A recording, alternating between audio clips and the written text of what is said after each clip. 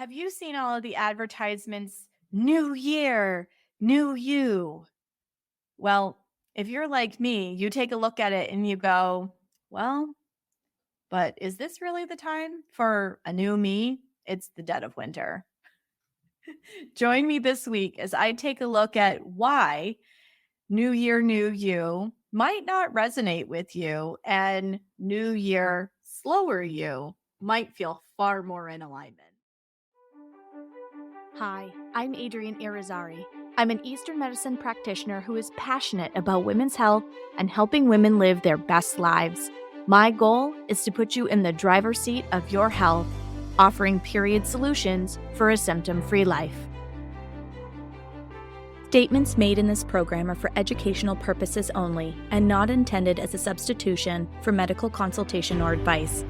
We do not claim to diagnose, treat, or cure any diseases.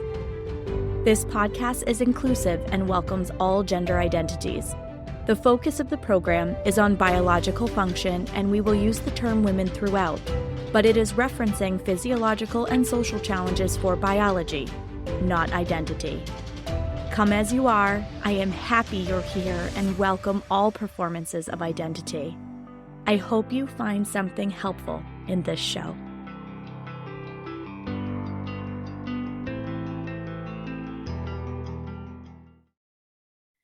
Welcome back to another episode of the Reproductive Rebel podcast. Happy New Year, everyone. I have been so fortunate to be able to take a little bit of time to rest, replenish, and now I feel like we're back to fairly regular routines now that we've come through the holiday season. And in this week's episode, I want to take a look at what normal looks like in the modern world versus what normal looks like in this season of the year. So we have this whole new year, new you kind of marketing, right? You see tons of like gyms that advertise that, now's the time to turn out your best self and, all of that kind of fluff because they are trying to help support people with their New Year's resolutions. Well, let's actually take a step back and look at history a little bit. The new year didn't used to begin until the sign of Aries. So, if you know anything about astrology, the sign of Aries starts in March. And if you look at the Chinese calendar, that actually is very close because Chinese New Year is the new moon in February. Okay, that's where you get the very first tendrils, if you will, of that bursting forth energy that comes in the springtime that heralds in plants and flowers budding and flourishing. And with a Gregorian calendar, we have arbitrarily placed the beginning of the new year during a time of year where we're supposed to be resetting and recharging and replenishing and slowing down. So January 1st comes, everybody sets their New Year's intentions. They try to commit to new behaviors and new patterns and all of these things. And then they get discouraged because they've started and after a couple of months tend to give up or have a hard time to integrate these things into their reality. And it's because they're trying to go hard or go home. Right? Everything in our Western culture is very black and white. You're either doing the thing or you're not doing the thing. There's no in between. And as somebody who used to train as a competitive athlete, I used to also embody this understanding and this mentality. Okay. So I'm not insulated as somebody who was raised in Western culture from this mindset, this perspective. Okay. So it's taken me quite a while to actually shift my perspective and look at this time of year in a very different way.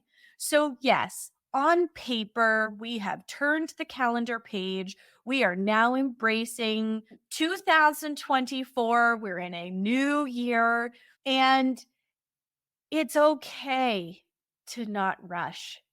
And you do not have to tackle all of the things of the new year right now.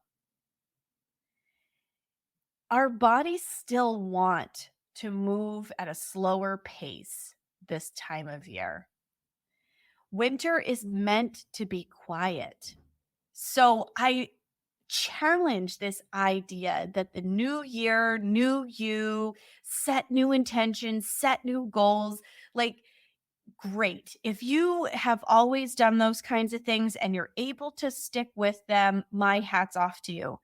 But if you really check in with your body, you very likely will notice that you have more energy, you have more intentionality around creating certain changes in your life closer to March for those of us who are in the Northern Hemisphere, anyway. And I think that it's very interesting to observe this because even before I was consciously aware of it, I tended to develop programs and launch them in the springtime. And it just felt more aligned to do it that way. I had a little more energy in March. I felt like delivering the thing in March. Or if you have been part of the Moon Essence family for any length of time, the Tao of Women Institute, which is my educational arm of my practice, that's all about providing courses to help you live your better and best life, your most aligned life, practitioner training opportunities for people to be able to do work the way that I do it, bring sound healing into their professional lives, all of those kinds of things. I run that all out at the Tao of Women Institute.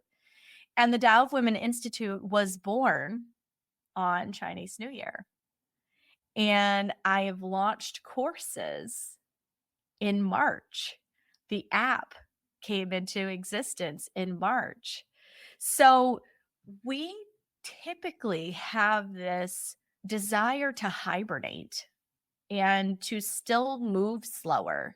You know, we just came through the holiday season. And if you listen to any of the episodes at the end of season 2 last year, you'll hear that I was talking about being intentional about slowing down, right? We're coming into winter. We have this desire to hibernate. We want to slow down, pull inward. The daylight is shorter, so we want to sleep more.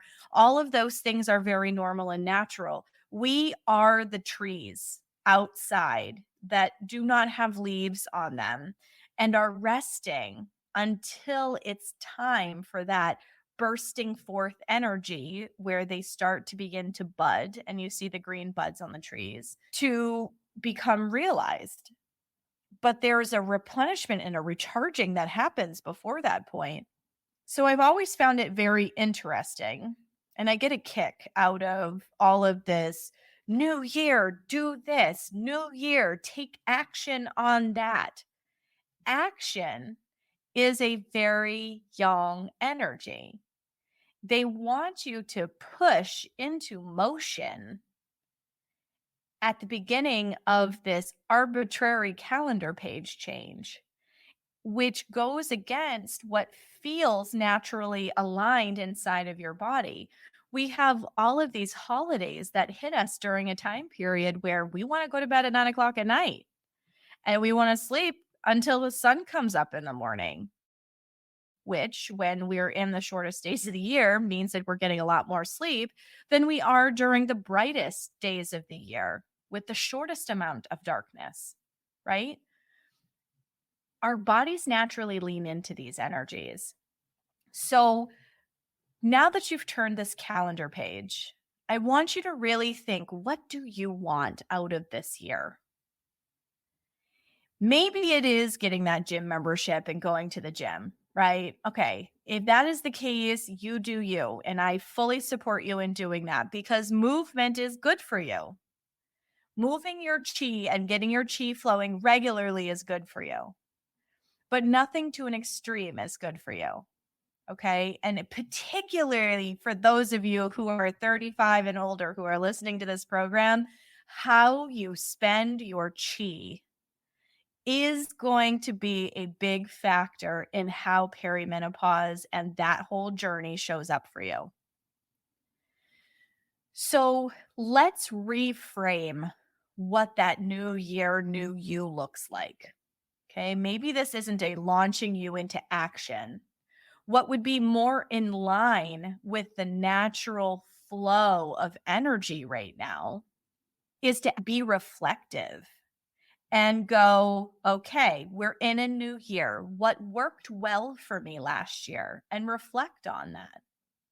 What didn't work well? What didn't serve me in my highest and best good last year? And reflect on that. Write it down, journal about it. I actually sit down during this time of year, usually last week of December, first week of January. I sit down with a notepad and I go through what went well. And this isn't just from a business perspective. This is from an everything perspective because my practice is an extension of my heart. I started practicing because I wanted to help people. I wanted to help people feel better. I wanted people to not feel disempowered and gaslit by a system that wasn't serving them. I wanted to help people feel like they could make informed and empowered choices that felt aligned in their body and they could make the best decisions for them. So, yes, my practice and how my practice is working is a part of that. But this is also things like, did I play enough? Because we tend to have this nasty little theme in our culture that we live to work instead of work to live. And we live in our jobs and we work way too many hours and we are a slave to our computer or notifications on our phone. We are reachable because of technology at all flippin' hours, right? And if any of you really check in with that, it doesn't feel good in the long term to be that plugged in all the time. So, part of your new year, new you, reflect on what feels good in your body. Does it feel good to play? Does it feel good to travel? Does it feel good to do craft projects? Did you do enough of those last year? Do you feel like you're missing something that brings your soul joy? Let's make a plan to happen this year. Make it happen this year.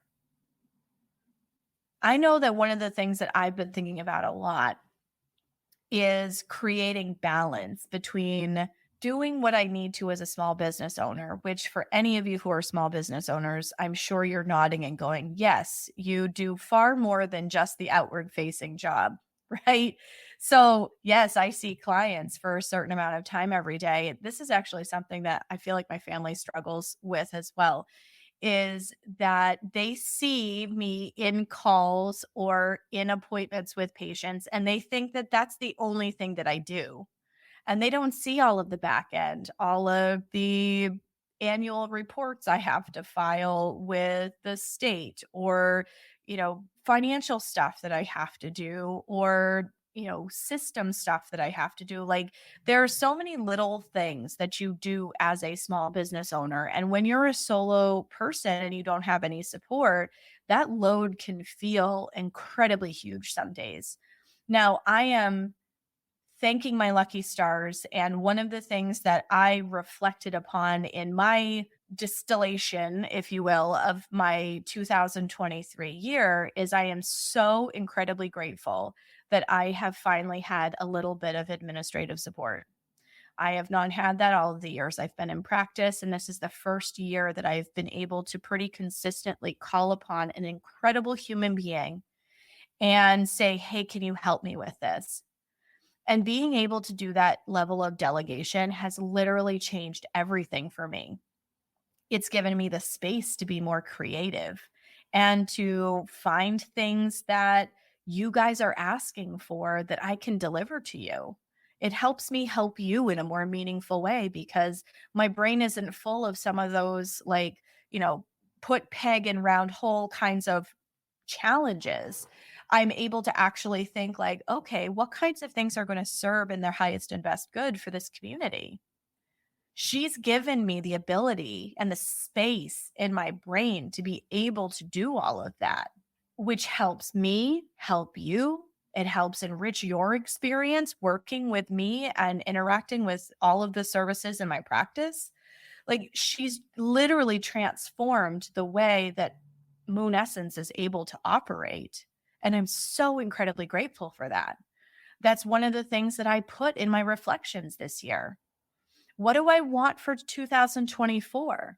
Well, I want to be able to give myself creative time to continue brainstorming and delivering for you the things that are going to serve you best. That's a goal of mine for this year. That is going to require me actually giving myself time to pause. So take a look at what worked really well for you and what didn't work well for you. I had some software challenges intermittently all throughout the course of last year that created some roadblocks and made it so that things didn't work as smoothly or as efficiently as I'd like them to be. By the end of the calendar year, I had them pretty much all ironed out. So 2024 should have more ease. Those are from a business perspective. Personally, I want to travel more. I want to live in my life more.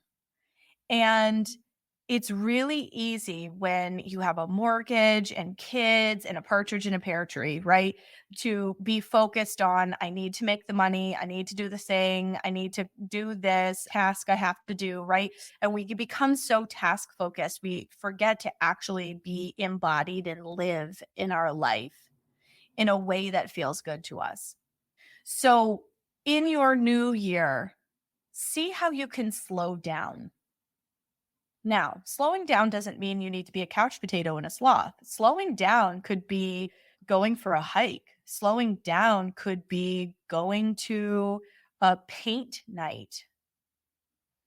It could be all kinds of things. What kinds of events, tasks, projects bring your heart joy? Those are ways to rest because you're not meeting that daily grind and that daily demand of I have to go, go, go, go, go, go, go, go, go. You're doing something to pour back into your cup. That is critically important. One of the ways I pour back into my cup is I give myself the first hour of every day to slowly integrate into my day. I journal, I meditate, I exercise. My big focus for 2024 is body first, business second. Business being family, my actual practice, anything that the world demands of me. After I've poured into my cup and taken care of my body, then I have the capacity, the energy, the strength, the focus in my body to actually show up for the business side of my life in a way that I feel good about. So, what are your goals for this coming year? Take this time to reflect. This isn't the action oriented part of the year. This is the reflective part of the year. What went well? What didn't? What do I want to change? What kinds of lifestyle practice would feel really good in my body? Let me tell you. So, if any of you have been following me for a while, I started doing a meditation challenge in August of last year. And I was really proud of myself because usually dogs, kids, life, something derails my meditation time in the morning. And so I made a commitment to myself on August 1st of last year that I was going to meditate every single day. And it didn't matter what kind of chaos was happening around me. If the house was burning down, like I was in it. I was going to do it.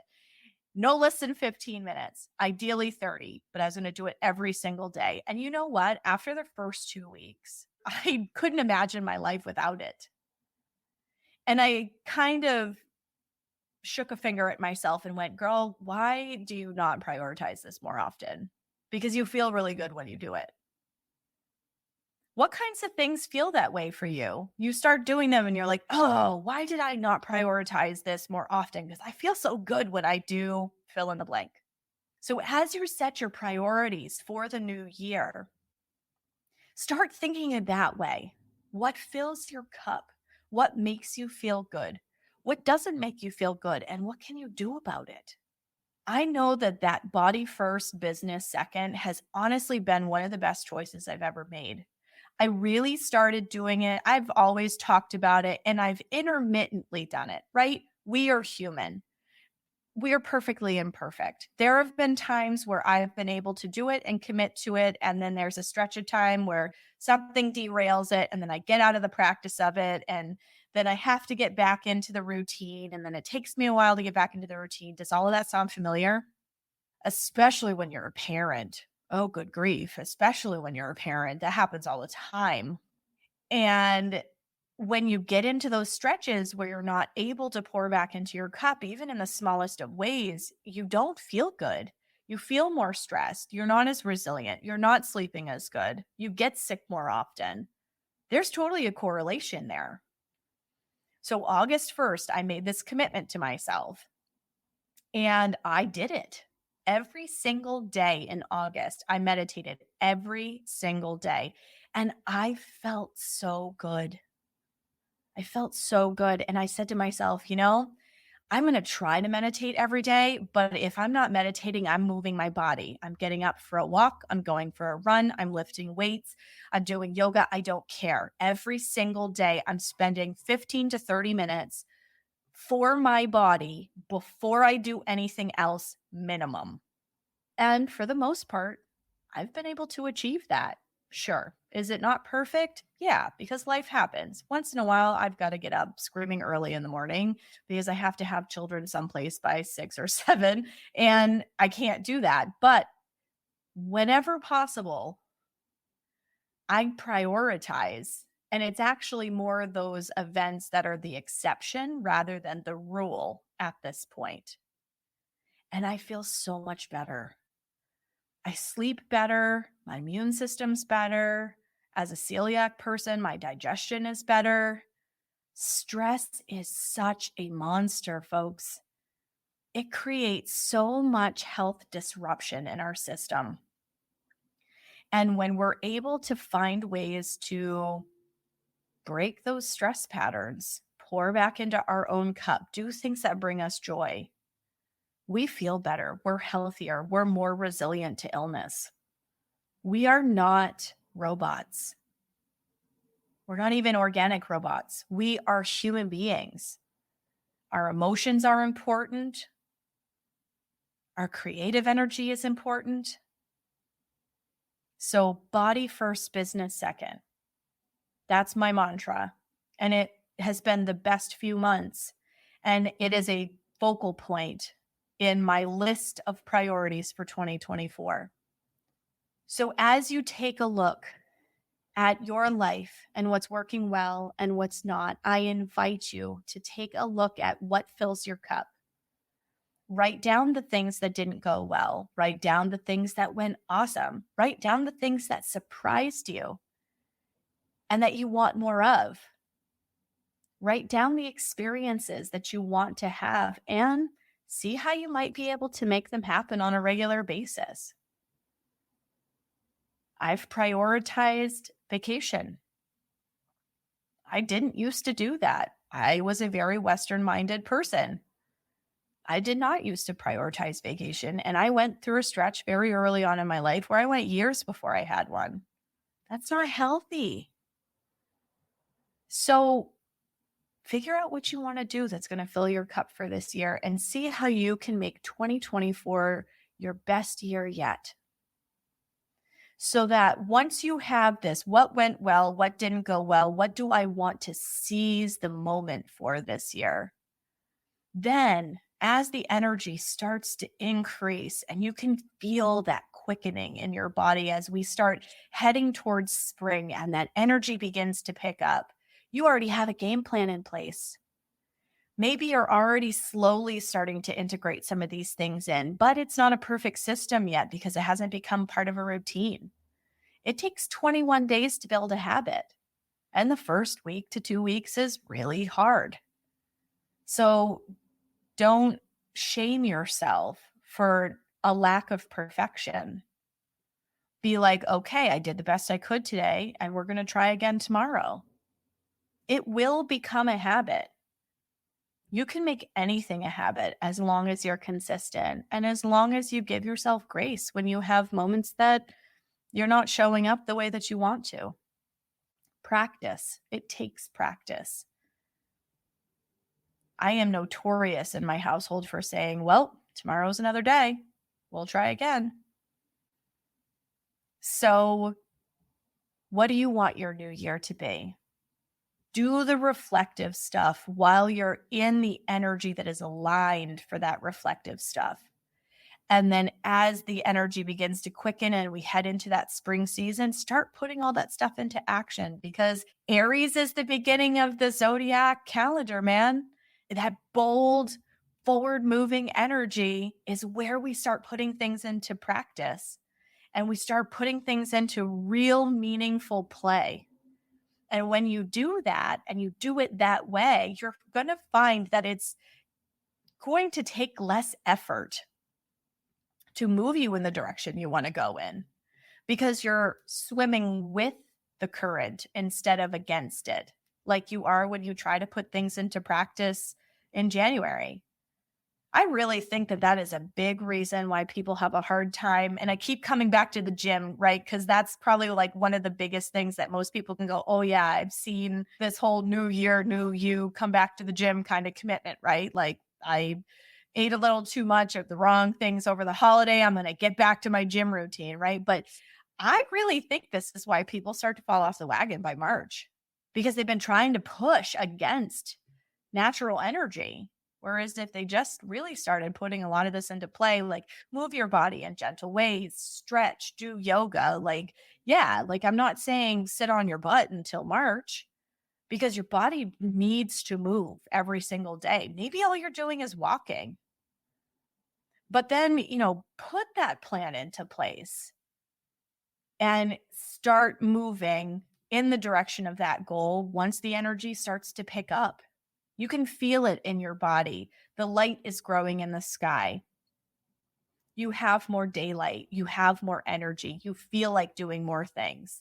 Lean into that, because it is one way, one very easy way, actually, of being the healthiest version of you.